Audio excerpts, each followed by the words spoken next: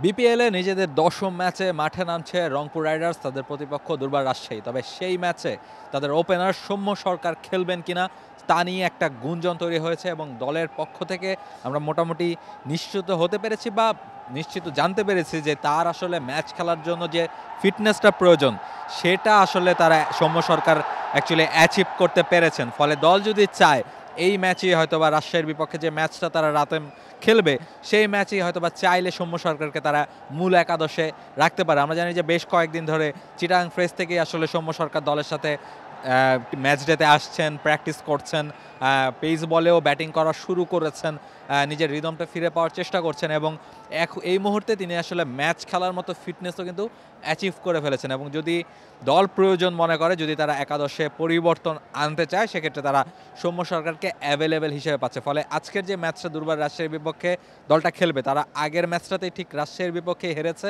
এবং আজ আবার তারা ঢাকাতে দুর্বার রাজশাহীর বিপক্ষে মাঠে নামছে।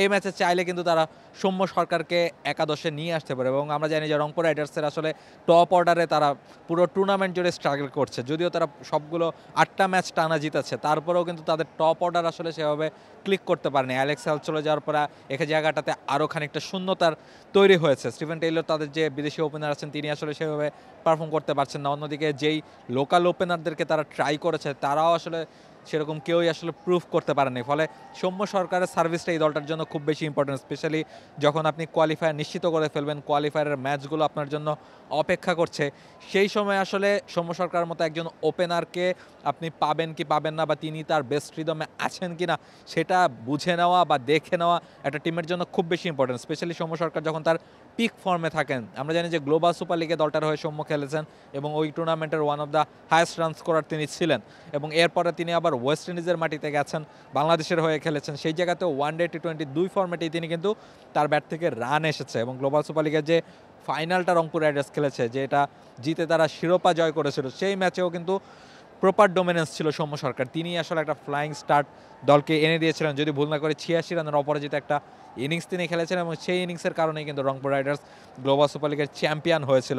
ফলে এমন একজন ব্যাটার যিনি আসলে তার পিক ফর্মে আছেন, ওপেনিংয়ে স্পেশালি যখন আপনার দলের ওপেনাররা অন্যান্য ওপেনাররা পারফর্ম করতে পারছে না, তখন সৌম্য সরকার খেলবেন কি খেলবেন না সেটা আসলে যে কোনো দলের জন্যই খুব বেশি ইম্পর্টেন্ট, বা তিনি আসলে কোন রিদমে আছেন সেটা বুঝতে পারাও খুব বেশি ইম্পর্টেন্ট, যেহেতু কোয়ালিফায়ার সামনে।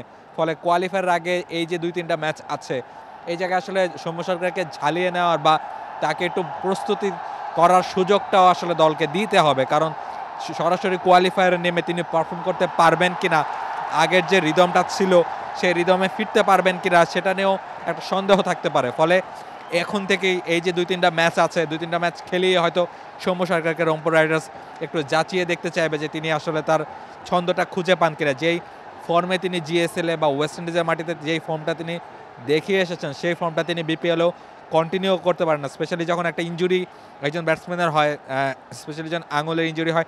ফলে সেই ইঞ্জুরি থেকে ফিরে আসার পরে তিনি আবার তার ছন্দে ফিরতে পারবেন কিনা সেই প্রশ্নও কিন্তু থেকে যায়।